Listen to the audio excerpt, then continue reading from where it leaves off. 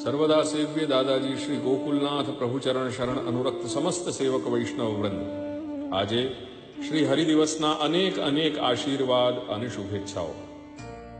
પૂજ્ય પિતૃચરણની 18-19 વર્ષની અવસ્થામાં આપશ્રીના માનસ અને જીવન પદ્ધતિને સૌથી વધારે પ્રભાવિત કરનાર 3 મહાપુરુષોમાંથી એક મહાપુરુષ આચાર્ય સ્વરૂપના કહેલા વચન આપશ્રી અનેકવાર આપણે સૌને આજ્ઞા કરે છે, महाराज हमने श्री महाप्रभु के सिद्धांतों को केवल पढ़ा ही नहीं है, हम उन्हें आस्था पूर्वक जीते भी हैं। તેથી ક્યારેક કદાચ અને ક્યાંક શ્રી મહાપ્રભુની વાણીનું શ્રવણ કરી લેવા માત્રમાં આપણા સેવક વૈષ્ણવપણાની ઇતિશ્રી થઈ જતી નથી, પરંતુ નિયમિત રીતે આ અમૃતવાણીનું શ્રવણ, મનન, ચિંતન, અનુભાવન અને આચરણ પણ આસ્થાપૂર્વક થવું અનિવાર્ય છે।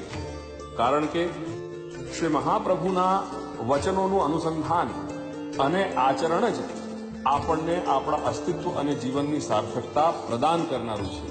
જો આવું ન હોય તો શ્રી મહાપ્રભુના વચન ભગવદ રૂપ સેવાર્થમ તત્સૃષ્ટિર નાન્યથા ભવેની સત્યતા અનુસાર આપણે આ સૃષ્ટિમાં શા માટે જન્મ લીધો, આવું ના હોય તો શ્રી મહાપ્રભુના વચન આસુરોયમ જીવ ઇતિ નિર્ધારઃ ના આધારે આપણે આત્મ સ્વીકૃતિ કરી લેવી જોઈએ કે આપણે પુષ્ટિ સૃષ્ટિના અંશ ન હોય, પ્રવાહ સૃષ્ટિમાં જન્મ્યા છીએ।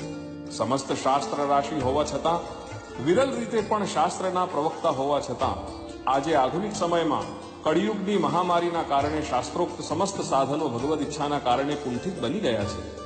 તેથી જેમ લોક કહેવતમાં કહેવાય છે તે રીતે એક જ રામબાણ કાર્ય કરી શકે અને તે છે પ્રમેય બળ કે કૃપા બળ।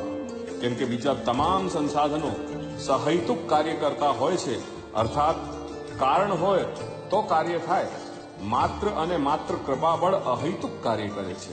તેથી શ્રી ગોકુલનાથ પ્રભુચરણ શરણ અનુરક્ત સમસ્ત સેવક વૈષ્ણવજન, આવો આપણે બીજમ કારુણિક પ્રભુની અહૈતુક કૃપા મેળવવાનો સંકલ્પ કરી લઈએ।